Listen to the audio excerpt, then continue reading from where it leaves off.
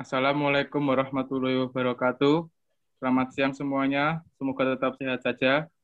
Kami mahasiswa dari program studi S1 Ekonomi Bangunan, Fakultas Ekonomi dari Universitas Tidar Magelang, berkenan mempresentasikan pemaparan yang berkonteks mengenai penentuan kebijakan harga, kebijakan pemasaran dari hasil pertanian komoditi perikanan sebagai memenuhi tugas mata kuliah Ekonomi Pertanian 1 oleh dosen pengampu Ibu Yustirania Septiani, SPD MSc.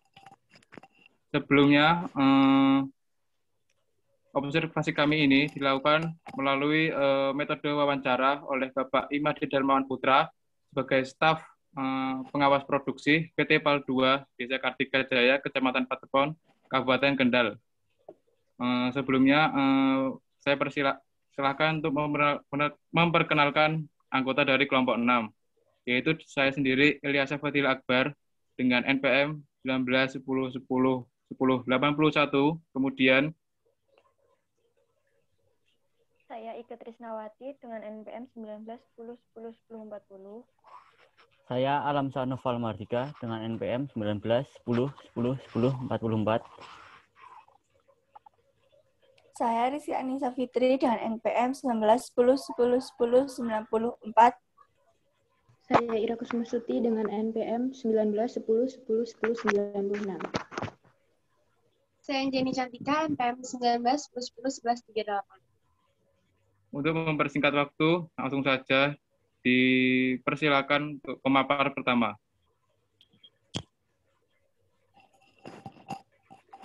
Membudidayakan udang fanamai atau udang putih.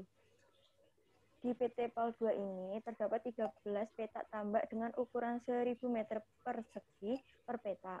Untuk kegiatan perawatan dan mengurus tambak dibutuhkan 8 pekerja dengan rincian untuk 3 petak dipegang 2 pekerja. Untuk kegiatan produksi atau budidaya, setiap periode panen dengan menyebar benur atau benih udang sebanyak 110.000 per petak. Dibutuhkannya perawatan yaitu kapur, pupuk, dan obat-obatan. Total pakan selama satu periode mencapai 2.500 sampai 3.000 kilo per petak. Periode budidaya sebelum untuk kemudian panen 110 hari. Dapat menghasilkan 2.000 kilo per petak.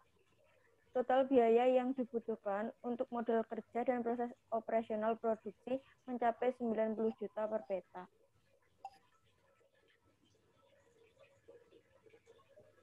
Kemudian, dalam sistem penentuan harga melalui pengelompokan berdasarkan size udang dan format sebagai berikut.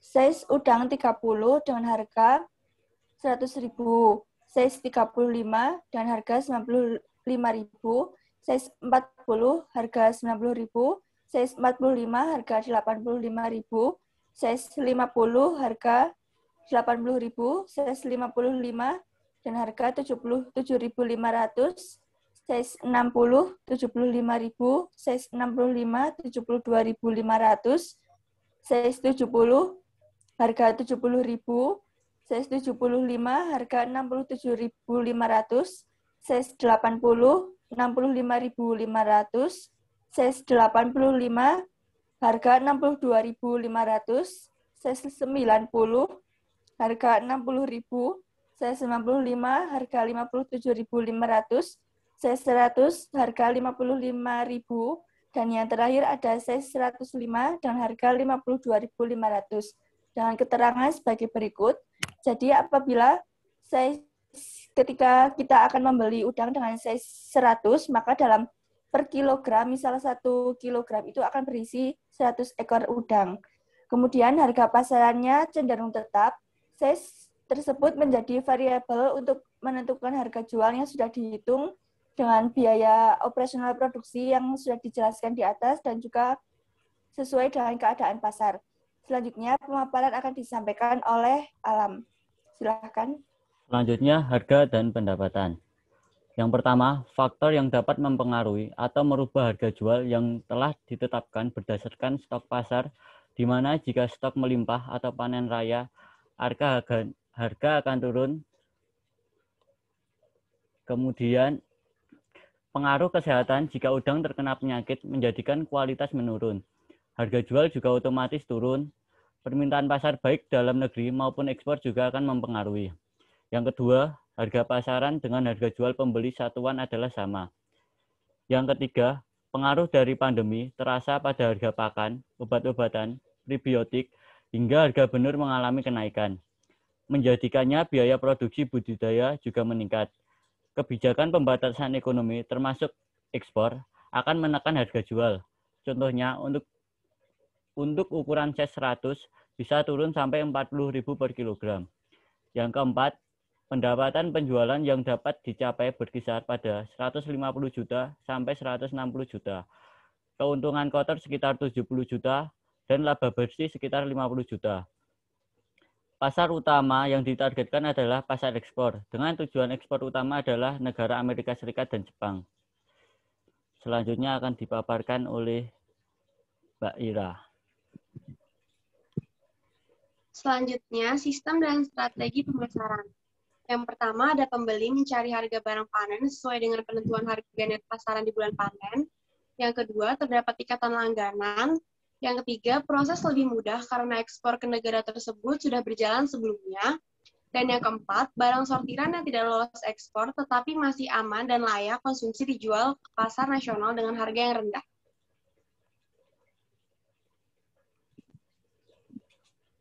Selanjutnya ada kebijakan pemerintah. Kebijakan pemerintah yang mempengaruhi budidaya udang yang paling terasa yaitu belum adanya subsidi atau penyedia pakan dan prebiotik.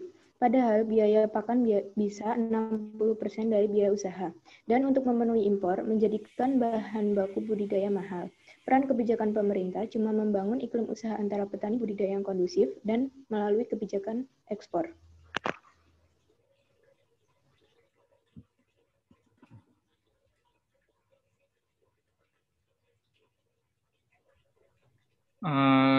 Kita lihat foto-foto merupakan kegiatan budidaya. Bisa kita lihat bersama adanya kegiatan tebar benih udang, kemudian penghidupan kicir air setiap pagi dan sore hari. Juga ada udang faname yang dalam masa pertumbuhan budidaya.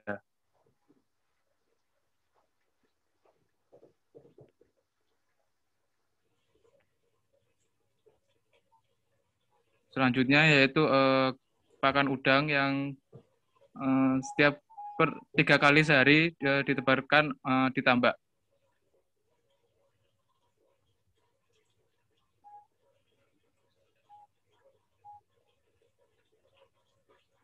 Berikutnya merupakan kegiatan panen yang dilakukan setiap periode budidaya 110 hari.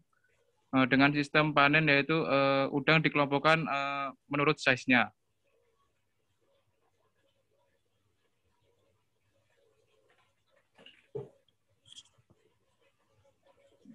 Demikian telah kita ikuti pemaparan dan presentasi dari kelompok 6 ini mengenai penentuan kebijakan harga dan kebijakan pemasaran hasil pertanian komoditi perikanan.